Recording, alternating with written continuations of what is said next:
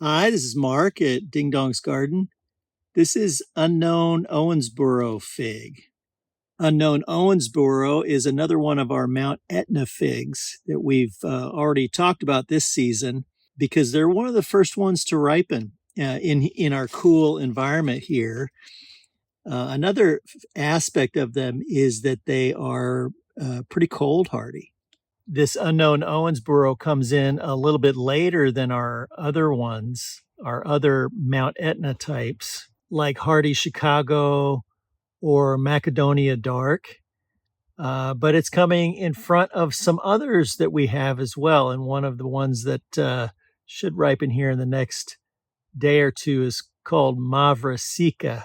I know why I like figs and I like collecting figs, but I often wonder what makes them so popular. And I think one of the reasons is that you can get fruit off of a fig on first year growth. So all the wood that you see here, it comes from this spring's growth. So there's immediate gratification when you root a fig or plant it and let it grow. We're planting a cherry orchard right now. We've got about 100 trees in, and we're going to put some more trees in later. And gosh, between the trees we bought and the grafts we bought, it's going to take us probably 5 or 6 years to get full production. We'll have cherries in 3 years, but boy, it's going to take us a while. So I can really understand why somebody would enjoy figs. Mulberries are the same way. They fruit on first year wood as well. Mulberries aren't quite as popular, but maybe that's because they're not quite as easy to root. Unknown Owensboro, my understanding is it's hardy down to zone 6. So even if some of the branches are killed off in a freeze, it'll grow back from the ground.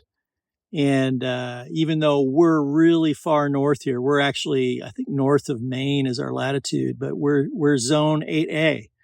So we don't experience those extreme lows.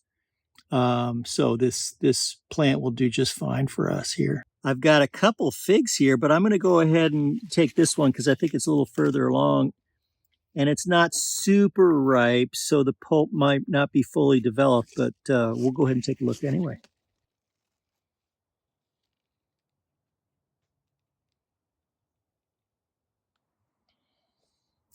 It really does look like all of the other Mount Etna type figs we've looked at.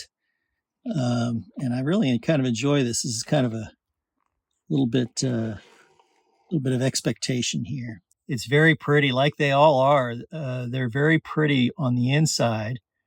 This is not quite ripe, like I mentioned. And you can see that if we had let it sit on the tree a little longer, the pulp would have grown towards the exterior of the fruit here. So you'd have more red than white on the edges. All right, let's go ahead and take a taste.